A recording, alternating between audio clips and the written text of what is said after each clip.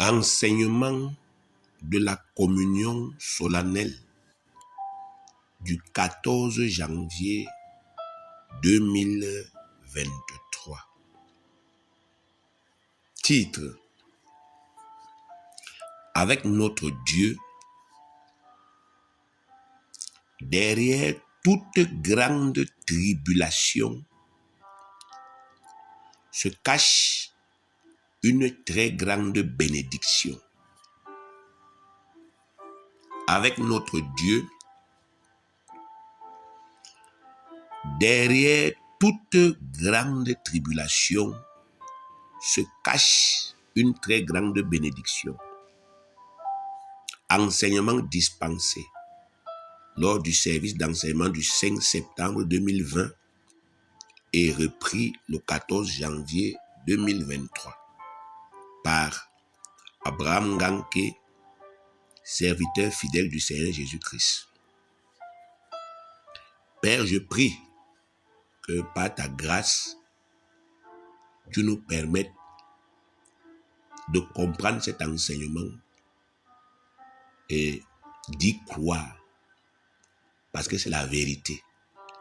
Ce n'est pas facile, Seigneur, de vivre dans la souffrance.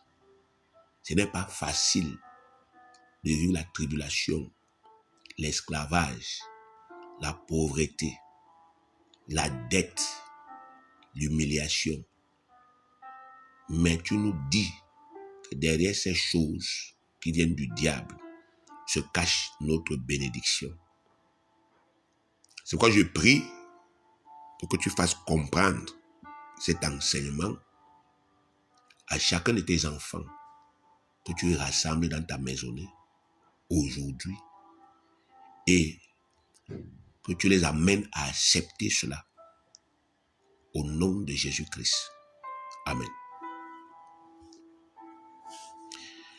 Bien-aimés, quand on scrute minutieusement les vies de plusieurs grands croyants du passé, on constate qu'ils ont fait face à des tribulations terribles, juste parce qu'ils étaient des appelés de Dieu qui avaient répondu à leur appel. Quand Moïse a compris qu'il était un Hébreu et non pas un Égyptien, et quand il a décidé de prendre la défense de ses frères maltraités, les choses se sont totalement gâtées pour lui. De prince dans la maison de Pharaon, jouissant pleinement de toutes les prérogatives royales, il est devenu un pauvre fugitif, sans famille, sans maison et sans repère. Lisons Exode chapitre 2 au verset 15.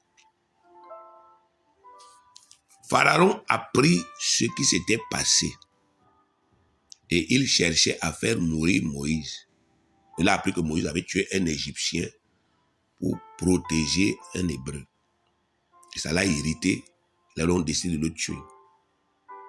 Mais Moïse s'enfuit de devant Pharaon. Et il se retira dans le pays de Madian, où il s'arrêta près d'un puits. Bien-aimé, quelle humiliation! Quelle honte! Quelle chute brutale! Quelques jours plus tôt, ce Moïse vivait dans le palais royal de Pharaon. Il avait des servantes, il avait des serviteurs dévoués à son service. Il jouissait du respect dû à un roi. Ses moindres désirs étaient des ordres et une garde princière veillait chaque jour fidèlement sur lui. Du jour au lendemain, il a perdu brutalement tout ça. Il s'est retrouvé sans rien. Et non seulement ça, sa vie s'est retrouvée gravement menacée, à tel point qu'il n'a pas eu d'autre choix que de fuir dans le désert pour se sauver. Une chute si brutale aurait brisé n'importe qui, mais pas lui. Non seulement il a survécu à sa déchéance, parce qu'il a été déchu, mais en plus, c'est suite à cette tribulation qu'il a fondé sa famille, qu'il a rencontré le Seigneur et qu'il est devenu le puissant homme de Dieu qui plus tard est rentré en Égypte, a défié et humilié le pharaon et il a libéré les Hébreux de la servitude égyptienne. C'est quand Moïse a été chassé là et qu'il s'est retrouvé à Madian. C'est là où il s'est marié. C'est là où il a fondé une famille. C'est là où il a rencontré le Seigneur. C'est là où il a reçu la puissance et qu'il est rentré battre le pharaon sur ses propres terres. Exode 3, versets 7 à 10. L'Éternel dit, j'ai vu la souffrance de mon peuple qui est en Égypte et j'ai entendu les cris que lui font pousser ses oppresseurs, car je connais ses douleurs. Souvent, vous avez l'impression que notre Père est insensible. Voici la parole qui vous dit le contraire. Le Père connaît ce que je souffre. Le Père connaît ce que tu souffres. Il faut que tu intègres ça. Je suis descendu pour le libérer. Je suis descendu pour le délivrer de la main des Égyptiens et pour le faire monter de ce pays dans un bon et vaste pays, dans un pays où coule le lait et le miel, dans les lieux qu'habitent les Cananéens, les Hétiens, les Amoréens, les Phérésiens, les Réviens et les Jébusiens. Vous voyez Dieu? Il dit, je suis venu te prendre d'ici, là où tu es esclave. Je t'amène dans un bon pays, là où coule le lait et le miel. Et les gens qui habitent là, ils occupent ce pays-là, là où je t'amène là. Mais je m'en fous. Je vais les chasser. Donc n'aie pas peur. C'est aussi une leçon, un enseignement, pour te dire que même s'il y a une adversité devant toi, n'aie pas peur. Dieu va se charger de tes adversaires. Verset 9. Voici, les cris d'Israël sont venus jusqu'à moi. Et j'ai vu l'oppression que leur font souffrir les Égyptiens. Mais maintenant, va, je t'enverrai auprès de Pharaon, et tu feras sortir d'Égypte mon peuple, les enfants d'Israël. Bien-aimés, vous connaissez la suite. Moïse est descendu là-bas. Il a humilié Pharaon avec un bâton. Il entre dans le palais. Il dit à Pharaon que demain, tu vas voir ce qui va t'arriver. Il n'y aura pas l'eau ici. Et ça se passe. Quelle gloire, bien-aimé. Tout cela pourquoi? Parce que Moïse a accepté la tribulation que le diable lui a infligée à cause de son appel. Ceux qui refusent les tribulations, ils ne peuvent pas avoir une telle gloire. Dieu se glorifie uniquement dans les vies des gens, des appelés qui acceptent de souffrir les tribulations que le diable leur inflige à cause de leur appel. Tous ceux qui font que lorsque les tribulations arrivent, ils fuient. Ils n'est-ce pas, effectivement, se détournent de Dieu. Même si personne n'est au courant, ils ne vont jamais voir cette gloire-là. Lisons encore l'histoire d'un autre témoin, notre grand croyant, Jephthé. Jephthé est un autre appel de Dieu qui a été grandement humilié pour rien par ses propres petits frères. Ses petits frères l'ont déshérité. Ils l'ont chassé de la construction familiale comme un chien, sous prétexte qu'il était le fils d'une prostituée. Donc ils ont insulté sa mère. Ta mère est prostituée, tu ne dois pas hériter avec nous. Dégage. Jephthé, chapitre 11, versets 1 à 3. Jephthé, le Galadite, était un vaillant héros. Il était fils d'une femme prostituée. Et c'est Galad qui avait engendré Jephthé. La femme de Galad lui enfanta des fils, qui devenus grands, chassèrent Jephthé et lui dirent, tu n'hériteras pas dans la maison de notre père, car tu es fils d'une autre femme. Jephthé s'enfuit loin de ses frères. Il habita dans le pays de Tob. Les gens de rien se rassemblaient auprès de Jephthé et ils faisaient avec lui des excursions. Donc, vous voyez bien aimé, on l'insulte. Vous voyez l'humilité. On dit que c'était un vaillant guerrier, c'était un vaillant homme. Quand ses frères ont décidé de le chasser, ils pouvaient les tuer tous.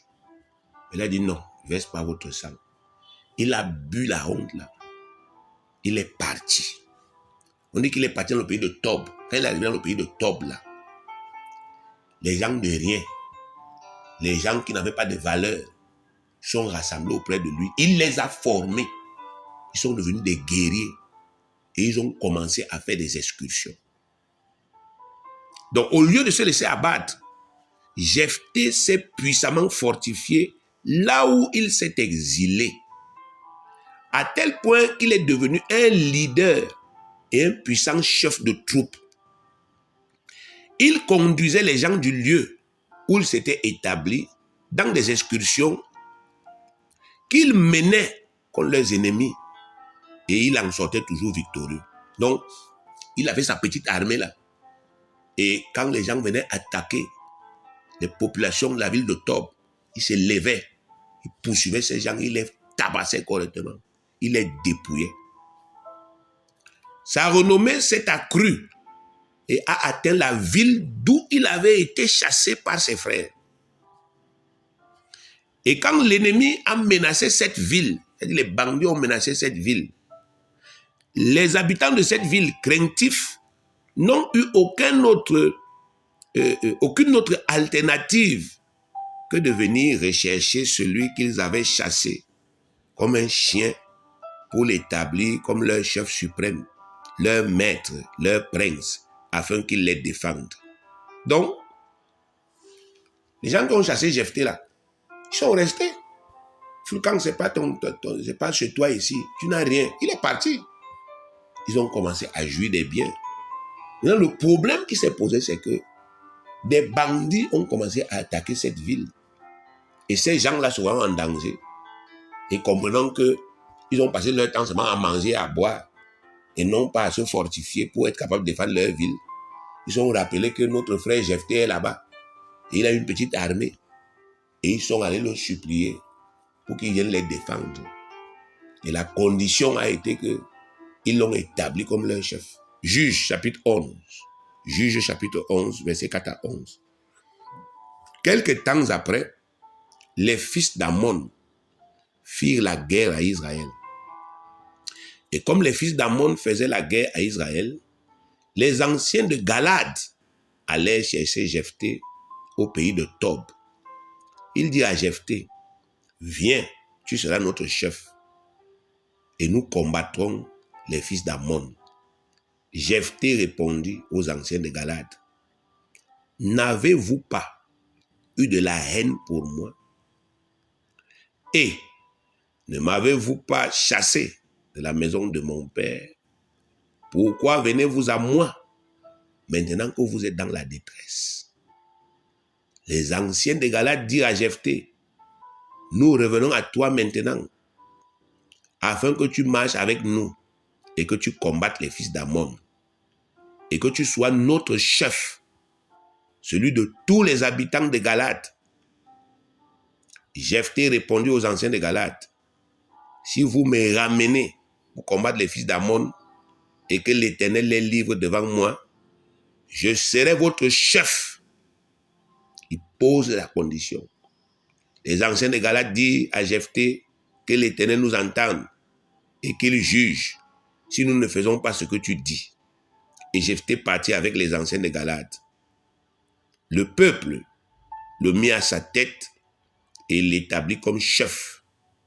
Et Jephthé répéta devant l'Éternel à Mitzpah toutes les paroles qu'il avait prononcées. Bien-aimé, quelle vengeance! quelle réhabilitation, quelle grande joie que de voir les mêmes gens qui hier vous ont humilié, ils ont humilié votre mère, venir se prosterner devant vous et vous honorer comme leur chef suprême et comme leur prince. Il n'y a que le Dieu Tout-Puissant, bien-aimé. Il n'y a que lui seul qui soit capable d'un tel renversement de situation. Il n'y a qu'Élohim seul qui puisse faire de telles choses pour ceux qui le craignent et qui le servent véritablement. Romains 12, 19 dit, ne vous vengez point vous-même. Laissez ça. Ne vous vengez point vous-même. Votre vengeance n'est rien. Bien-aimé. Mais laissez agir la colère. Car il est écrit, à moi la vengeance, à moi la rétribution, dit le Seigneur. Bien-aimé, je confesse que c'est aussi mon partage aujourd'hui, au nom de Jésus-Christ. Je confesse que c'est aussi ton partage, au nom de Jésus. Dieu nous vengera 7 fois de tous ceux qui nous ont spoliés. Il va nous venger 7 fois de tous ceux qui nous ont haïs et qui nous ont fait du mal. Il va le faire pendant que nous sommes vivants, pendant que ces gens sont vivants. Dans cette ville, dans ce pays, il le fera au nom de Jésus-Christ. Nous pouvons aussi citer le jeune Joseph, qui est une très grande référence en matière de tribulation. Bien-aimé, oui, non seulement c'est un jeune, mais en plus, bien-aimé, c'est quelqu'un parmi les croyants qui a le plus souffert. Pour contrecarrer l'appel que Dieu lui avait adressé, l'appel à régner que Dieu lui avait adressé, le diable a inspiré une haine violente à ses propres frères qui l'ont vendu comme esclave aux Ismaélites. Ces derniers l'ont conduit en Égypte, loin de sa famille, et ils l'ont revendu à Potiphar, le chef de la garde royale de Pharaon. Lisons. Genèse 37, versets 23 à 28. Et le verset 36. Donc on va lire le verset 23 au verset 28, on va lire le verset 36. Comme Joseph fut arrivé auprès de ses frères, ils le dépouillaient de sa tunique, la tunique de plusieurs couleurs qu'il avait sur lui. Ouais, le gars venait pour leur donner la nourriture, il venait pour leur faire du bien, et ils sont jetés sur lui.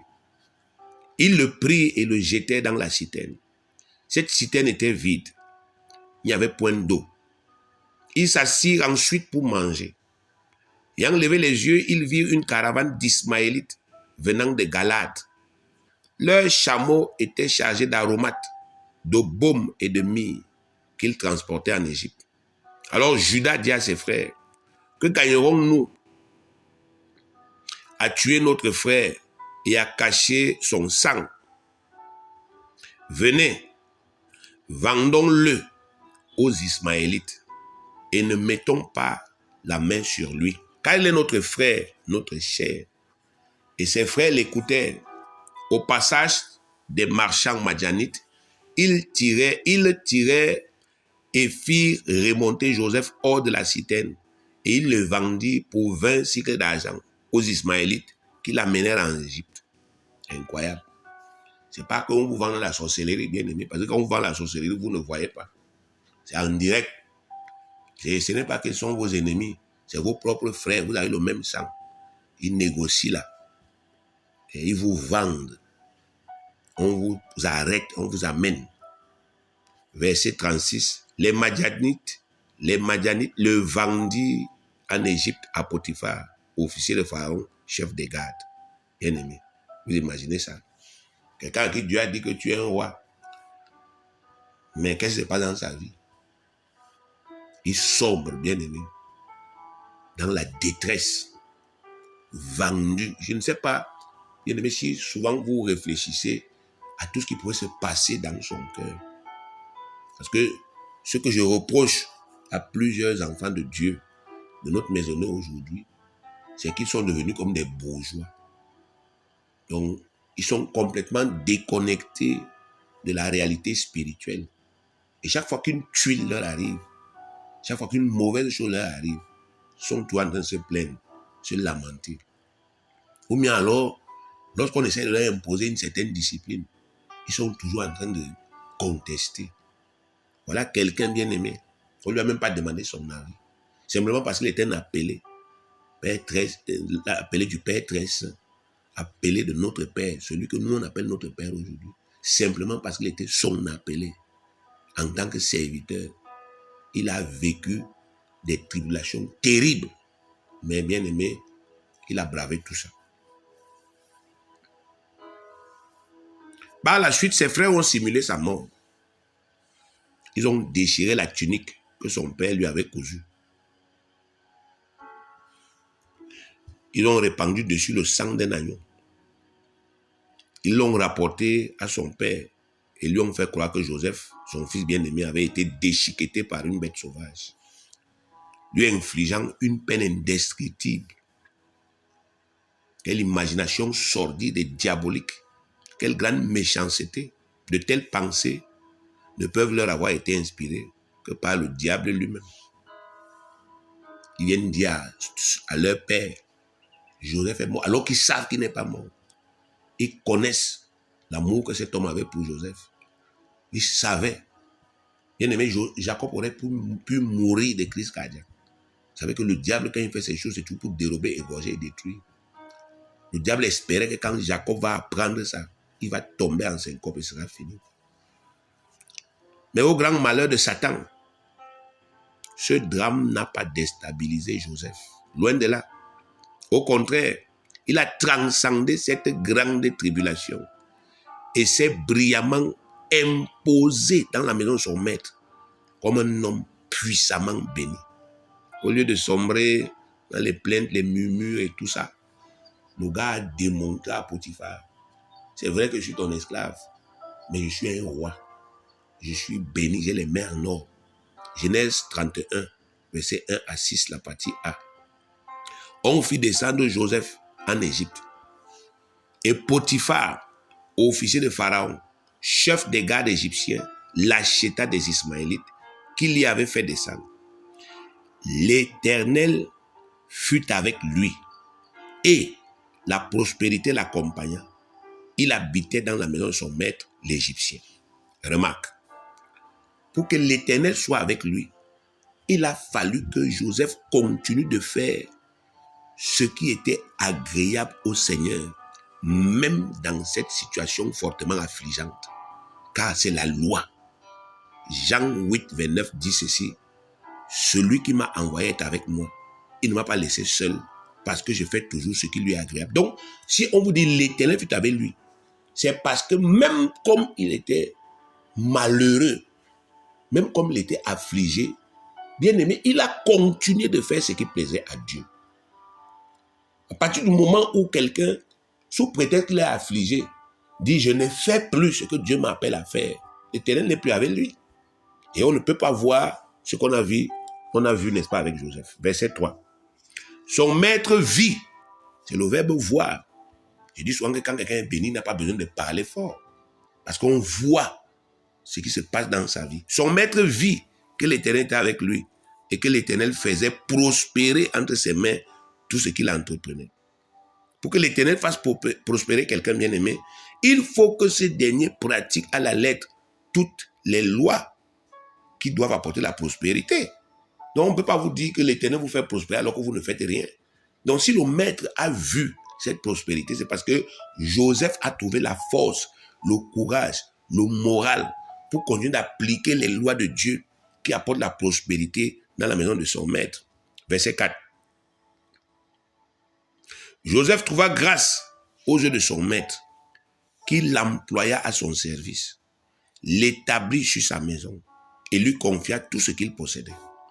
Dès que Potiphar l'eut établi sur sa maison et sur tout ce qu'il possédait, l'Éternel bénit la maison de l'Égyptien à cause de Joseph. Et la bénédiction de l'Éternel fut sur tout ce qui lui appartenait, soit à la maison, soit au champ. Il abandonna aux mains de Joseph tout ce qui lui appartenait. Il n'avait avec lui d'autre soin que de prendre sa nourriture. Bien-aimé, voilà, n'est-ce pas, la gloire de Dieu. Même dans cette tribulation-là, Joseph prospère. Il prospère. Et ce sont des très, très grands enseignements pour nous. Parce que le diable travaille dans nos têtes, toujours à nous dire, tu as atteint un niveau de souffrance. Tu as atteint un niveau d'endettement. Rien ne peut plus changer. Tu ne peux plus t'en sortir. Tu ne peux plus prospérer. Et beaucoup de gens ont, n'est-ce pas, effectivement, cru en ce discours mensonger. Ils sont dans la maison de Dieu et ils ne pratiquent plus les lois. Ils ne font plus, n'est-ce pas, la parole. Et rien ne change. Mais gloire soit rendue à Dieu pour Joseph. Parce que Joseph a compris que même étant esclave, s'il pratique les lois, il va prospérer. Et c'est ça qui a permis que sa situation s'améliore quand il était chez Potiphar. C'est aussi la même chose. Même aujourd'hui, même si tu n'as pas encore eu 1 milliard, ta situation peut s'améliorer dans cette tribulation si tu pratiques les lois, ayant confiance que Dieu est derrière ses lois et que les lois de Dieu apportent toute sa bénédiction. Ça, c'est ce mental que Dieu voudrait bâtir dans nos cœurs. Parce que, bien aimés, nous devons être des hommes et des femmes forts, capables, n'est-ce pas, de tenir ferme, même dans les pires souffrances, même si ça dure, on doit tenir ferme jusqu'à l'accomplissement de la volonté de Dieu. Satan ne s'est pas arrêté là. Dans sa haine aveugle, il ne pouvait pas admettre que Joseph puisse, ne serait-ce que vivre un semblant de bonheur. Son objectif était de détruire Joseph et non de faire de lui un esclave jouissant de toute la faveur de son maître. Il est donc revenu à la charge en utilisant cette fois-ci l'épouse de son maître. Vous connaissez l'histoire. Donc, l'épouse de son maître l'a accusé, bien aimé, d'avoir voulu le violer. D'avoir voulu la violer, pardon. Donc, pourquoi? Parce que Satan, son dessein, c'est dérober, égorger et détruire. Donc, quand on vend Joseph et que Joseph est acheté par Potiphar, Satan se dit c'est terminé. Chez Potiphar, il va souffrir. Mais à sa grande surprise, il voit que Joseph prospère chez Potiphar et Joseph fait prospérer Potiphar. Et Potiphar donne à Joseph un statut, n'est-ce pas, effectivement, d'esclave amélioré. Et les esclaves, c'est vrai, il n'a pas de salaire, c'est vrai. Mais Potiphar lui donne un statut aisé. Il gère les biens de Potiphar, donc il peut manger comme il veut, ainsi de suite, il peut se déplacer comme il veut. Et Satan dit, non, c'est pas pour ça que je t'ai amené ici. Tu dois souffrir. Il vient donc, n'est-ce pas, effectivement, utiliser encore la femme de Potiphar, qui accuse Joseph d'avoir voulu la violer.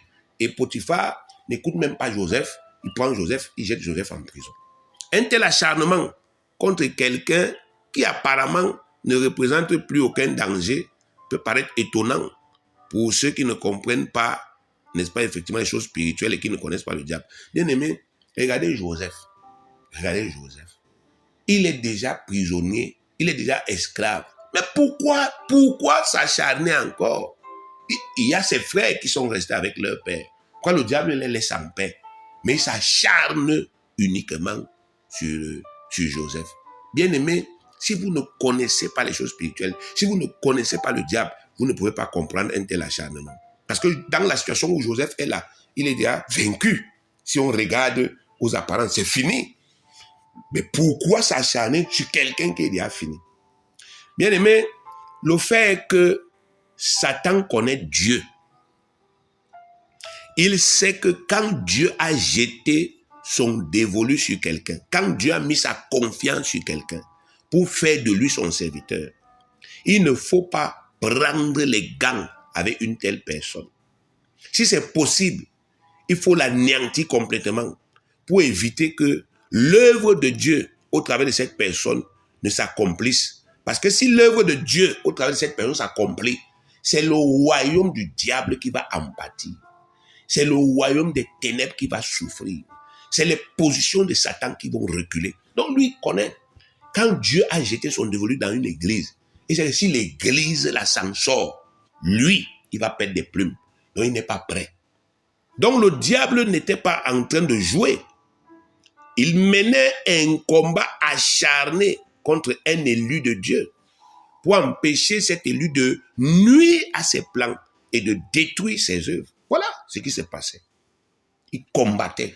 Et il n'a pas changé. C'est la même chose aujourd'hui. Soit vous vous posez la question que, mais moi je suis même trop quoi pour que les sorciers de ma famille s'acharnent sur moi. Je suis même trop quoi pour que les démons s'acharnent sur moi. Tu es élu. Tu es choisi. Au travers de toi, les œuvres du diable doivent être détruites. Alors, Satan anticipe simplement. Si c'est toi qui dois détruire ses œuvres, il doit te tuer en premier. Qu'est-ce qu'il a fait avec Moïse? Dès qu'il savait que Moïse est né, il ne savait pas où il était né, mais il savait que le Sauveur est né. Il a fait voter une loi qui disait qu'on doit tuer tous les enfants mâles. Parce qu'il ne faut pas que ce gars subsiste. Quand Jésus est né, même chose. Il a, n'est-ce pas, inspiré au roi Hérode. Tue-moi tous les enfants qui ont 2 ans en descendant. Parce qu'il ne faut pas que ce gars vive. S'il vit, je suis mort. C'est la même chose. Bien aimé, si toi tu vis, Satan est mort. Son œuvre est morte. Comprends donc ce qui se passe. Quand tu vois l'acharnement là, comprends ce qui se passe. Fais une lecture spirituelle. Arrête d'être un enfant sous le rapport de la compréhension et de nous créer les problèmes. Parce que nous, on va avancer. Nous, on sait que le Seigneur est avec nous. On est sûr. On ne doute de rien. Si toi, tu n'es pas sûr, mets-toi de côté. Laisse-nous avancer. Ne sois pas une pierre d'achoppement. Ne fais pas qu'à cause de toi, on est toujours en train de s'irriter. On est toujours en train de se fâcher. On est toujours en train de se lamenter. À cause de ça, le Seigneur risque de t'enlever. Parce que tu nous crées des problèmes. Tu es un appelé, tu as déjà les preuves, tu as vu les signes. La souffrance est là.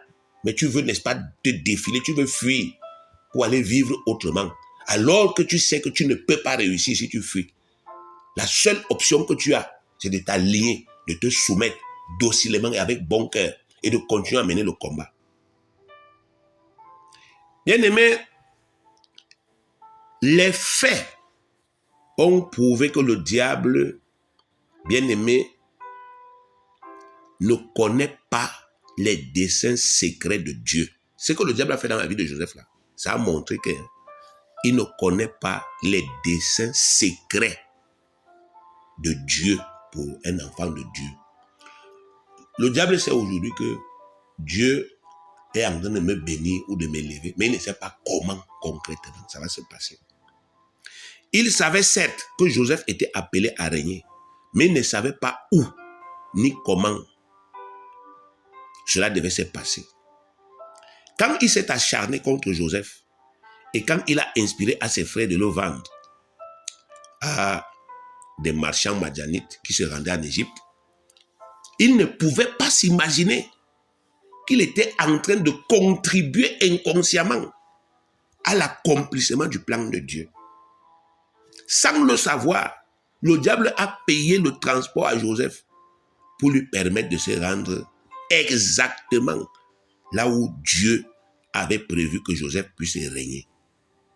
Et en l'envoyant en prison, il lui a permis de se connecter au serviteur du Pharaon qui plus tard devait parler de lui à son maître. Quelle sagesse de la part de Dieu. Bien-aimé, il y a une partie de notre destin que Dieu lui-même, il nous cache. Je vous ai enseigné sur Joseph. Joseph parlait trop de sa vie. Si Dieu avait expliqué à Joseph que tu vas régner en Égypte, Joseph aurait dit à ses frères, je vais aller régner en Égypte. Et Satan aurait par la même occasion su que c'est en Égypte que tout va se passer. Et il allait s'arranger pour qu'on vende Joseph à des marchands qui vont aux antipodes de l'Égypte. Mais comme Dieu est sage, il n'a pas dévoilé toute la révélation au sujet de Joseph. Il a donné juste une partie. Et c'est comme ça qu'il a protégé les desseins de Joseph. Satan s'est retrouvé en train, n'est-ce pas, effectivement, d'essayer d'éloigner Joseph de Canaan, croyant que c'est à Canaan que ça va se passer. Mais ce n'était pas là. Et plus tard, bien aimé, on se retrouve que Joseph, n'est-ce pas, effectivement, a régné en Égypte. Quand il est arrivé là-bas, Dieu a arrangé, il a arrangé les connexions. Lisons. Genèse 39, lisons le verset 21 au verset 23. L'Éternel fut avec Joseph et il étendit sur lui sa bonté. Il le mit en faveur aux yeux du chef de la prison. Oh, gloire à toi, Seigneur. Merci pour cet encouragement. Et le chef de la prison plaça sous sa surveillance tous les prisonniers qui étaient dans la prison. Et rien ne s'y faisait que par lui.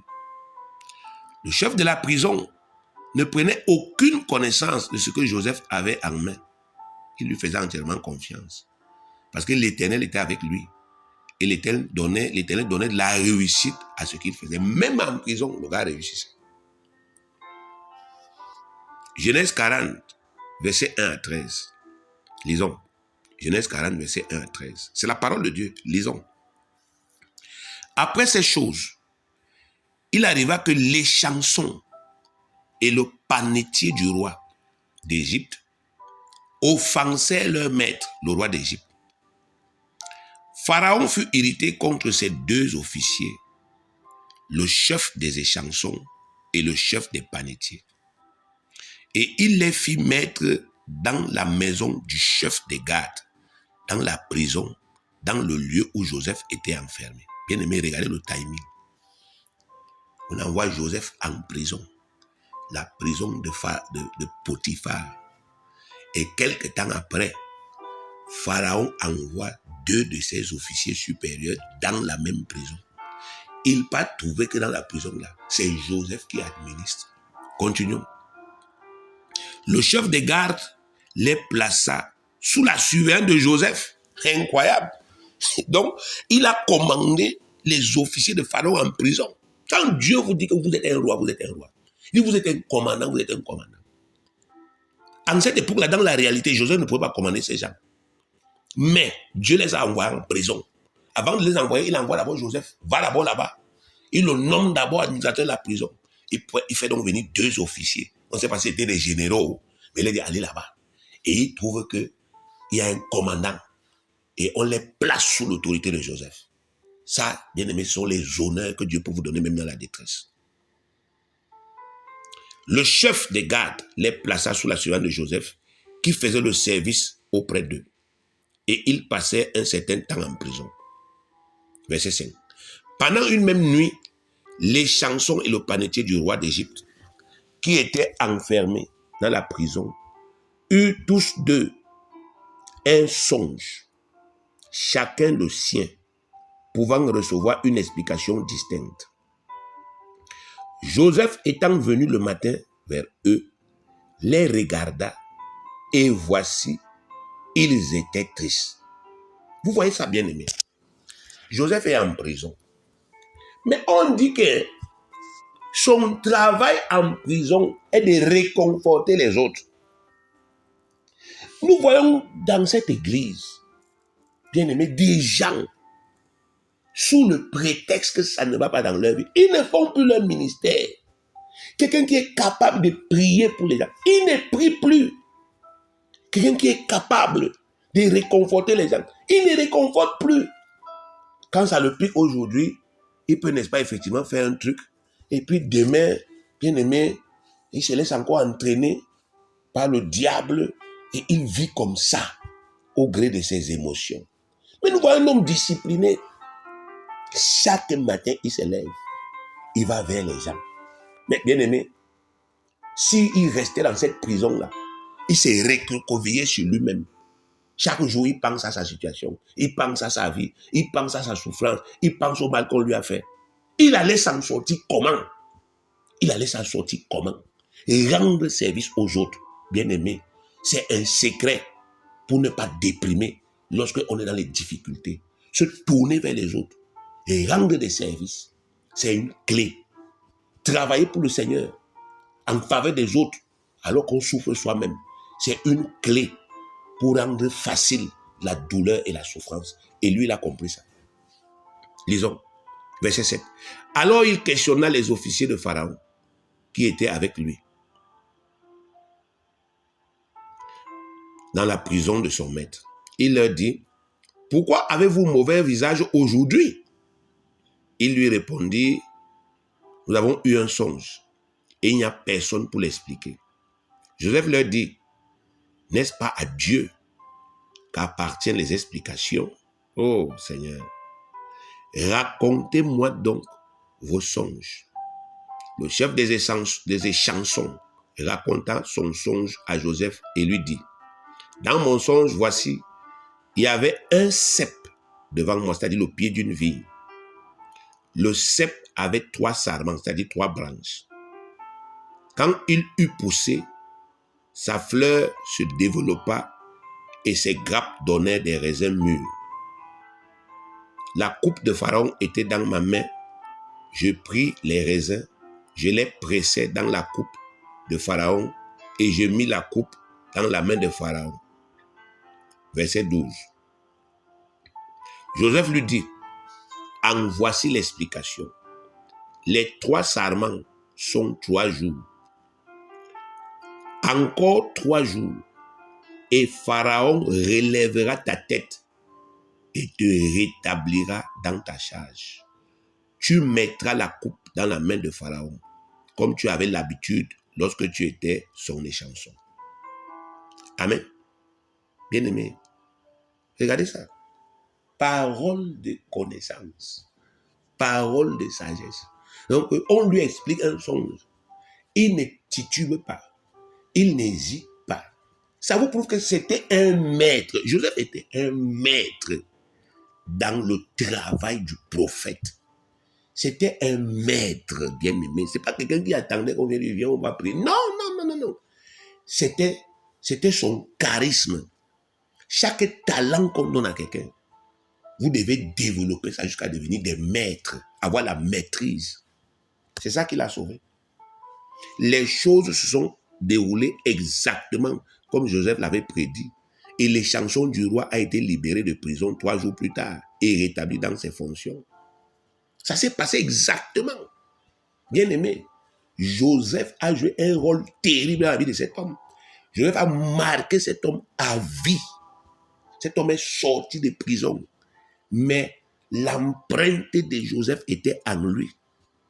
Et quelques années après, quand Pharaon s'est retrouvé dans un dilemme profond à propos d'un rêve qu'il avait eu, son échanson lui a parlé de Joseph et de ses capacités spirituelles.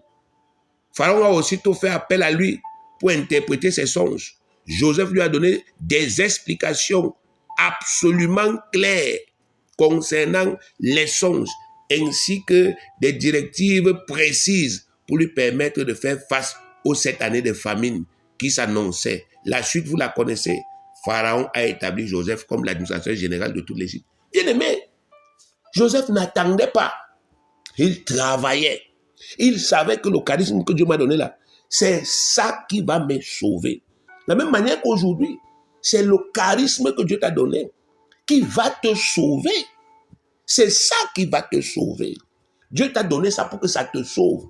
Si tu ne savais pas que à travers ça, tu peux avoir l'argent, Dieu t'ouvre donc les yeux. À travers ça, tu peux te marier. Dieu t'ouvre donc les yeux.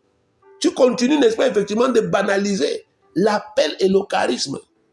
Tu trouves, n'est-ce pas, effectivement, chaque jour des prétextes pour vivre une vie dissolue, désordonnée, indisciplinée. Et tu as l'impression que c'est quand les problèmes vont arriver, c'est là où tu vas faire les efforts. Bien aimé, on n'attend pas la compétition. On s'entraîne tous les jours parce qu'on sait qu'il y aura une compétition. Je sais qu'un jour, on m'appelait homme de Dieu. On nous a dit, tu es capable de faire telle chose. C'est sur ça que, n'est-ce pas, effectivement, le Seigneur mise. Un jour, quelqu'un va dire à quelqu'un, il y a un homme là-bas qui est capable. Mais imaginez, on vient donc vous trouver que ça fait 10 mois et 2 ans, vous n'avez même pas fait un entraînement, vous n'avez pas fait une délivrance. Vous allez aller foutre quoi là-bas? Vous allez, n'est-ce pas, aller mouiller. Donc, bien évidemment, il faut comprendre cela. Il faut comprendre cela. Le temps que Dieu donne aux gens, même si c'est dans la souffrance, c'est pour développer leur charisme. Joseph a compris ça. Il a été humble. Il a misé sur ce que Dieu lui avait donné. La capacité de voir, la capacité d'expliquer les songes. Bien aimé, il est devenu un maître. Ça l'a sauvé. Quand le pharaon a eu ces songes-là, il est arrivé devant le pharaon. Il lui a tout expliqué. Genèse 41, verset 17 et suivant. Il est écrit. Pharaon dit alors à Joseph, dans mon songe, voici, je me tenais sur le bord du fleuve, et voici 7 vaches grasses, de chair et belles d'apparence, montaient hors du fleuve, et se mirent à paître dans la prairie. 7 autres vaches montaient derrière elles, maigres, fort laides d'apparence et décharnées. Je n'en ai point vu d'aussi laides dans tout le pays d'Égypte. Les vaches décharnées et laides mangèrent les 7 premières vaches qui étaient grasses. Elles les engloutirent dans leur ventre sans qu'on s'aperçût qu'elles y fussent entrées, et leur apparence était laide comme auparavant, et je m'éveillais. Il dit que j'ai vu 7 vaches grasses, et après il voit 7 vaches maigres qui mangent 7 vaches grasses, mais qui restent toujours maigres. Et je me suis dit, mais ça c'est quoi ça? Verset 22, je vis encore en songe 7 épis pleins et beaux qui montaient sur une même tige, et 7 épis vides, maigres, brûlés par le vent d'Orient, poussaient après eux. Les épis maigres engloutirent les 7 beaux épis. Je l'ai dit aux magiciens, mais personne ne m'a donné l'explication. Joseph dit à Pharaon, écoutez ici bien aimé, donc avant d'appeler Joseph, Pharaon a d'abord appelé ses magiciens. Mais notez bien ce qu'on dit ici. Personne ne m'a donné d'explication. Bien aimé, avant qu'on appelle un homme de Dieu, on appelle toujours les magiciens. On appelle toujours les marabouts. Mais puisque c'est des situations que Dieu a réservées pour sa gloire et qu'il a conféré uniquement à ses enfants le pouvoir de régler ça, aucun magicien ne peut rien comprendre. Même s'ils font 10 ans. Et quand les gens ont fini d'exploiter, d'explorer les magiciens, alors, ils font appel à vous. C'est comme ça que Dieu se glorifie. Verset 25. Joseph dit à Pharaon, ce qu'a songé Pharaon est une seule chose. Dieu a fait connaître à Pharaon ce qu'il va faire. Les 7 vaches belles sont 7 années et les 7 épis beaux sont 7 années. C'est un seul songe. Les 7 vaches décharnées et laides qui montaient derrière les premières sont 7 années, et les 7 épis vides brûlés par le vent d'Orient seront 7 années de famine. Ainsi, comme je viens de le dire à Pharaon, Dieu a fait connaître à Pharaon ce qu'il va faire. Voici, il y aura 7 années de grande abondance dans tout le pays d'Égypte. Verset 30. 7 années de famine viendront après elle, et l'on oubliera toute cette abondance au pays d'Égypte. Et la famine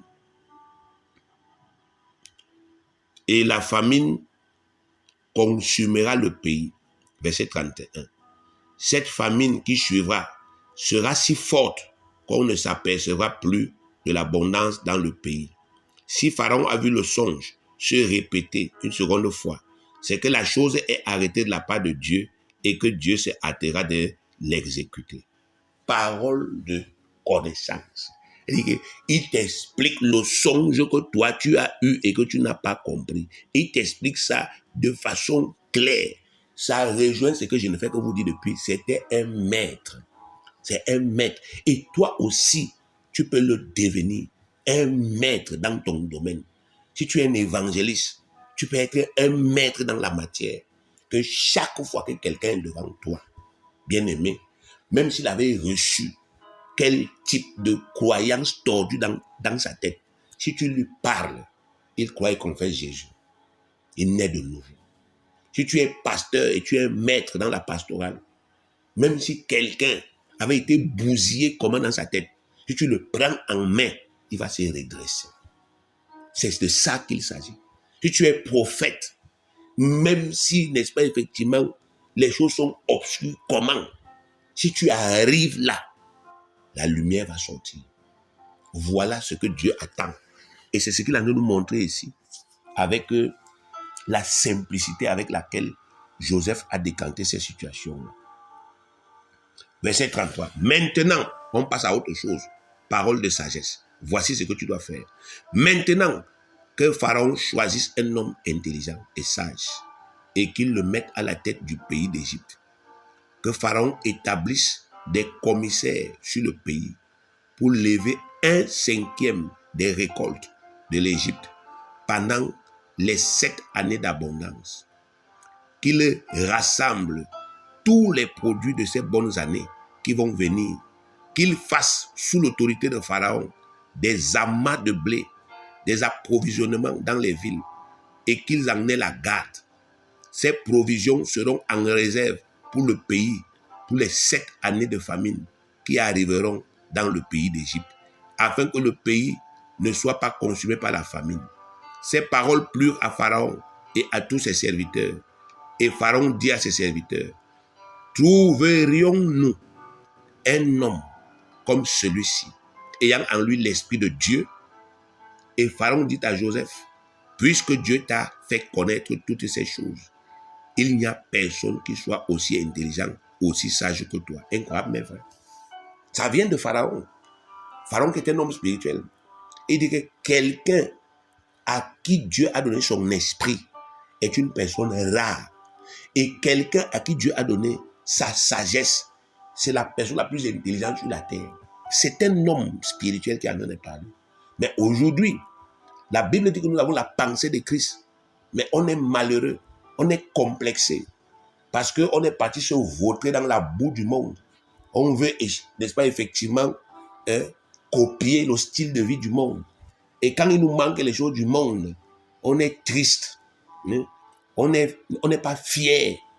On ne fait pas les choses de Dieu avec fierté. Ça prouve qu'on est déjà tombé, bien aimé.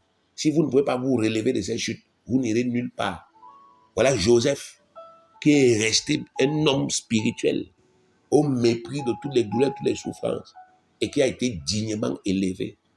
Il a été élevé. Continuons. Verset 40. Je t'établis sur ma maison, et tout mon peuple obéira à tes ordres. Le trône seul me lèvera au-dessus de toi. Pharaon dit à Joseph, vois, je te donne le commandement de tout le pays d'Égypte. Pharaon ôta son anneau de la main et le mit à la main de Joseph. Il le revêtit d'habits de fin lin et lui mit un collier d'or au cou. Il le fit monter sur le char qui suivait le sien et l'on criait devant lui à genoux. C'est ainsi que Pharaon lui donna le commandement de tout le pays d'Égypte. Il dit encore à Joseph, je suis Pharaon et sans toi, personne ne lèvera la main ni le pied dans tout le pays d'Égypte. Verset 45, Pharaon appela Joseph du nom de Tchaphnath Paénac et lui donna pour femme Asnath, fille de Potiphera, prêtre d'or. Et Joseph partit pour visiter le pays. Bien aimé, ça c'est ce qu'on appelle la sanction. La sanction. Et ça n'a jamais changé. Dieu a dit à Joseph, les gens vont se prosterner devant toi. Bien aimé, Joseph a cru. Il a vécu une tribulation terrible pour un enfant de 17 ans. Ça a duré 13 ans. Joseph a marché pendant 13 ans par la foi, travaillant son charisme, mettant en exergue son pouvoir. Dieu l'a élevé. C'est ça. Bien aimé, Joseph n'a rien acheté. Même la famille n'a pas doté. Tout on lui a donné. La maison on lui a donné. Il est devenu le roi de l'Égypte, le père de Pharaon. C'est de ça qu'il s'agit. Vous croyez qu'après ça, il pensait encore aux années de souffrance? Non. Même les Potiphar et tout le monde là, ils sont devenus ses sujets. Voilà ce que Dieu peut faire. Il y a une grande tribulation. Il y a une grande bénédiction. Bien aimé, tous ces récits mettent en exergue cette grande vérité-là. avec notre Dieu, derrière chaque tribulation se cache réellement une grande percée. Si vous êtes réellement un appelé qui a répondu totalement à son appel et qui s'est dévoué à son maître, sachez que derrière la tribulation que vous vivez actuellement se cache votre grande percée. En vous causant tous ces désagréments que le diable vous cause aujourd'hui, le diable croit vous détruire, mais en réalité, sans le savoir, il est en train de contribuer à l'accomplissement de votre bénédiction. Il est en train de contribuer à votre formation. Hier, il croyait qu'en tuant Jésus-Christ notre Seigneur, il aurait la victoire. Mais c'est justement en le faisant qu'il a été totalement et définitivement vaincu et dépouillé de toute autorité, toute puissance qu'il possédait sur nous. S'il avait su ce qu'il allait se passer, il ne l'aurait jamais tué. 1 Corinthiens 2,8 dit ceci: sagesse qu'aucun des chefs de ce siècle n'a connue. Car s'ils l'eussent connu, ils n'auraient pas crucifié le Seigneur de gloire. Si le diable savait, bien-aimé, que les souffrances actuelles, c'est en train de te permettre de développer ton charisme, il t'aurait laissé en paix et tu serais un homme faible. Mais puisqu'il était un ignorant des desseins secrets de Dieu, il te persécute, il t'outrage, il ne sait pas qu'il est en train de te permettre de te façonner, de te former, de devenir un homme dur, une femme forte qui va le taper demain. Cessez donc de vous plaindre, bien-aimés. Cessez de murmurer contre Dieu à cause des mauvaises choses que le diable vous a infligées. Et surtout, cessez de résister à Dieu. Laissez-le accomplir aisément ses desseins dans vos vies. Laissez que la vague de la foi vous entraîne où Dieu veut vous amener. Même si vous devez passer par des écueils, tout comme pour Joseph, Dieu est capable de vous connecter à votre pharaon d'aujourd'hui, même depuis le cachot d'une prison. Si tu as les oreilles pour entendre, entends, et que Dieu te bénisse.